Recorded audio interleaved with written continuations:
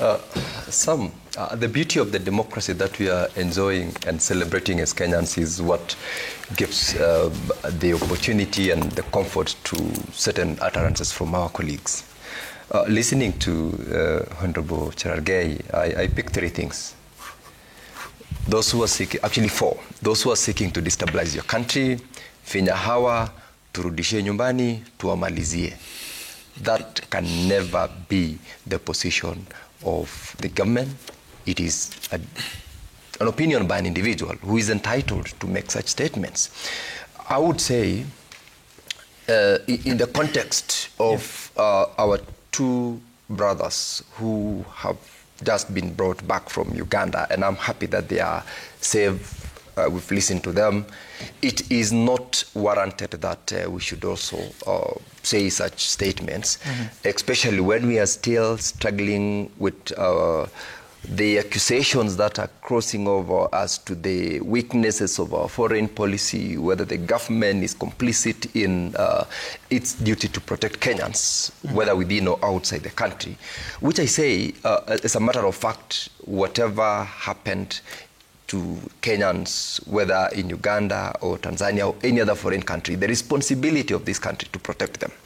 And I don't agree then with Senator Cherargei that we should, utter such statements. But I also want to challenge us as Kenyans to be alive to the fact that, notwithstanding the responsibility and the obligation of the government of the day to protect us, our specific personal status when we are in foreign country matters a lot. If, for instance, I am in Tanzania officially observing the elections, I will be at a more safer point than someone who just crossed over in a bid to demonstrate and do not have official status, for example. What did Bob and Nicholas do to warrant what has befallen them? One, we've heard what Museveni says. That is his position. We heard what his chiefs and what the police said, that they were not there. The courts also threw out a case. Here we're saying these are Kenyans who, one, and that is why I said we should be wary of our official or kind of status that we are in. Yep. If I'm in a foreign country, for instance, within the East Africa community, I don't need a visa to be in Uganda, for instance. But then, right, I am entitled to be there to do certain official engagements. And for purposes of the two brothers who were there, none of us is happy with what they went through. I'm not happy as an individual.